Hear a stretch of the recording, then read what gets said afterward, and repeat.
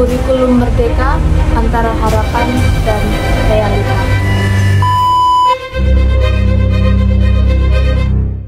Assalamualaikum warahmatullahi wabarakatuh. Salam sejahtera, shalom, Om Swastiastu, Namo Buddhaya, dan salam kebajikan.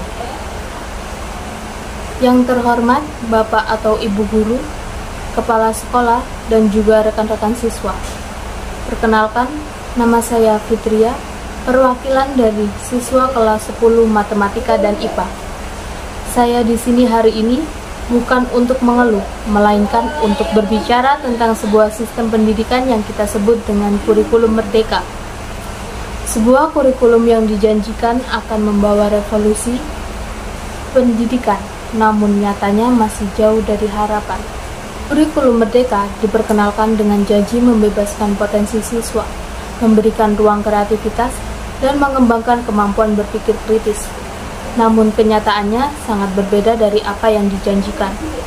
Pertama, konsep merdeka belajar seolah hanya menjadi slogan kosong yang tidak memiliki substansi nyata dalam implementasinya. Kami masih merasakan beban yang sama, bahkan mungkin lebih berat. Guru masih mendominasi proses belajar, aktivitas siswa masih diatur ketat, dan ruang kreativitas kami masih sangat terbatas.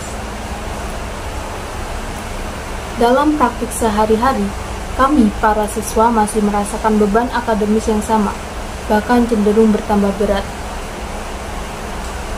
Proses pembelajaran masih didominasi oleh pola konvensional, di mana guru menjadi pusat dari segala aktivitas di kelas.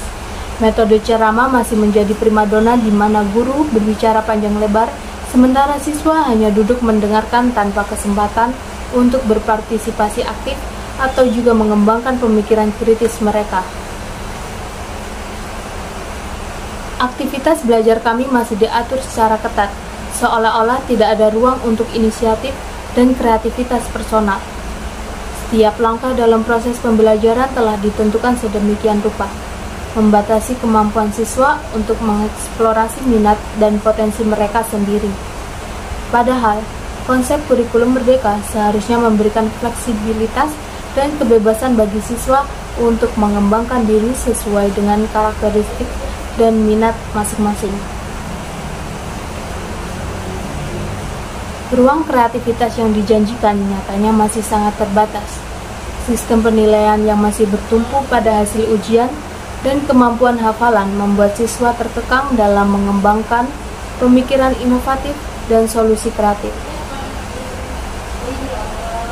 Kami dipaksa untuk mengikuti pola berpikir yang sudah terstandarisasi tanpa diberi kesempatan untuk berpikir di luar kerangka yang telah ditentukan.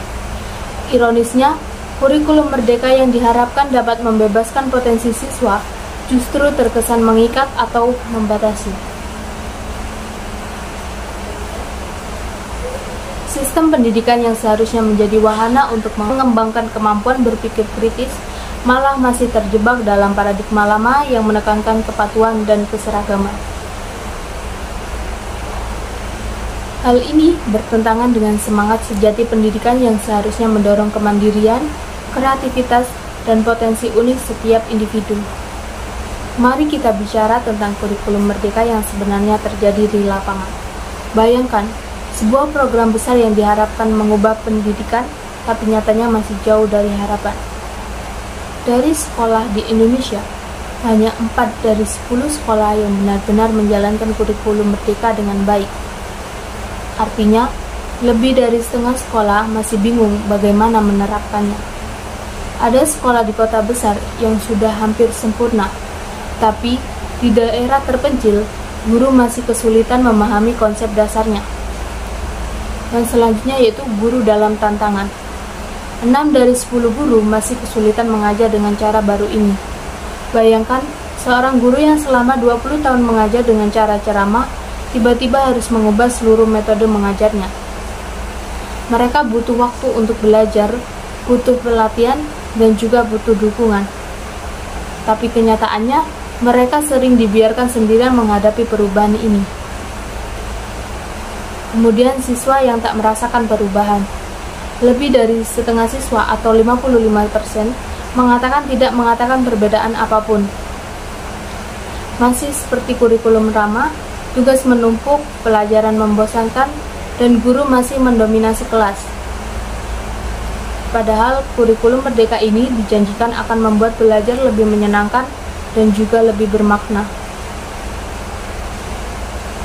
Beban yang tak berkurang. Siswa masih dibebani dengan banyak tugas. Penilaian masih sangat bergantung pada angka-angka, bukan pada kemampuan sebenarnya. Konsep belajar mandiri yang dijanjikan ternyata masih sebatas konsep. Di kelas, siswa masih dibatasi, kreativitas masih sulit berkembang. Contoh nyata di lapangan yakni: pertama, di satu sekolah, guru masih menggunakan metode ceramah 80% dari waktu pelajaran. Kedua, siswa masih dinilai dari ulangan dan juga ujian, bukan dari proses belajar. Ketiga, tugas kelompok sering hanya dikerjakan oleh beberapa siswa saja. Kemudian, waktu belajar mandiri sangat terbatas. Apa yang sebenarnya terjadi? Kami sadar akan permasalahan tersebut, sehingga saya dan rekan-rekan atau sebut saja kami yang di sini hari ini tidak hanya sekedar ingin mengkritik, tetapi juga memiliki solusi konstruktif untuk memperbaiki implementasi kurikulum merdeka. Pertama, dibutuhkan program pelatihan komprehensif bagi para guru yang berkelanjutan. Pelatihan ini tidak hanya sekedar memberikan pemahaman teoritis, melainkan praktik langsung tentang bagaimana menerapkan metode pengajaran yang berpusat pada siswa, mendorong kreativitas, dan mengembangkan kemampuan berpikir kritis. Selanjutnya, sistem penilaian harus diubah secara menyeluruh. Saat ini, penilaian masih terlalu bergantung pada angka dan hafalan. Kami mengusulkan sistem penilaian yang lebih holistik, yang tidak hanya melihat kemampuan akademis, tetapi juga keterampilan soft skill, kreativitas, kemampuan kolaborasi, dan juga potensi pengembangan diri siswa. Penilaian harus menjadi alat untuk memotivasi dan juga mengembangkan potensi, bukan sekedar memberikan label atau kategorisasi. Infrastruktur pendidikan juga memerlukan pembaruan signifikan. Sekolah harus dilengkapi dengan fasilitas yang mendukung konsep belajar mandiri dan eksplorasi. Ruang-ruang kreativitas laboratorium modern, akses teknologi informasi, dan perpustakaan yang interaktif adalah investasi penting dalam pendidikan masa depan. Tanpa dukungan infrastruktur yang memadai, konsep kurikulum merdeka hanya akan menjadi retorika kosong. Transformasi pendidikan melalui kurikulum merdeka bukanlah tugas yang dapat diselesaikan oleh salah satu pihak saja, melainkan memerlukan kolaborasi menyeluruh dari berbagai komponen masyarakat. Keterlibatan aktif seluruh ekosistem pendidikan menjadi prasyarat mutlak untuk mewujudkan cita-cita mulia pembebasan potensi generasi muda. Orang tua memiliki peran fundamental dalam ekosistem pendidikan ini. Mereka tidak lagi sekedar menjadi penonton pasif, melainkan harus menjadi mitra aktif dalam proses pendidikan anak-anak mereka. Dibutuhkan perubahan mindset dari model konvensional yang hanya mementingkan nilai akademis menuju pemahaman yang lebih holistik tentang pengembangan potensi anak. Orang tua perlu didorong untuk terlibat dalam diskusi kurikulum, memahami filosofi belajar mandiri, dan juga memberikan dukungan psikologis yang mendorong kreativitas serta kemandirian anak. Masyarakat pun memiliki kontribusi strategis dalam mentransformasi pendidikan. Komunitas lokal, praktisi, pelaku industri, dan tokoh masyarakat dapat berperan aktif melalui berbagai program. Mereka bisa memberikan konteks nyata tentang kompetensi yang dibutuhkan dunia kerja, menyediakan ruang magang, berbagi pengalaman, atau bahkan terlibat langsung dalam proses pembelajaran.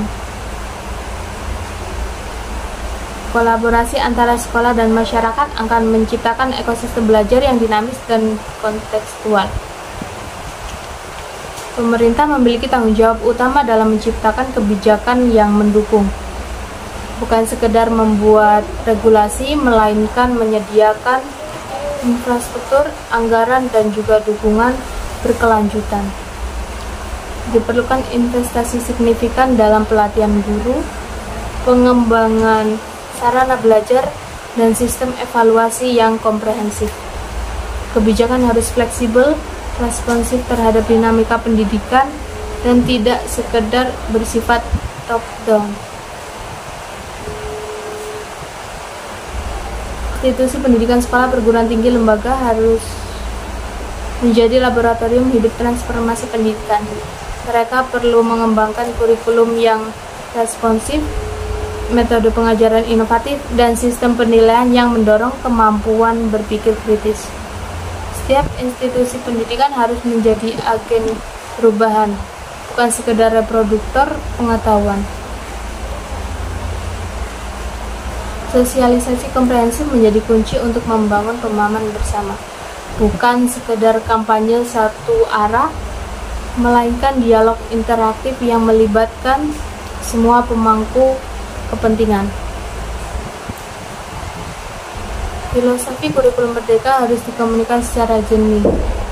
Kurikulum merdeka bukanlah sekedar pergantian nama atau dokumen administratif. Ini adalah janji untuk memerdekakan potensi generasi muda Indonesia.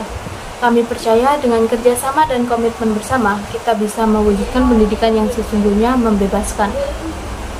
Terima kasih. Wassalamualaikum warahmatullahi wabarakatuh.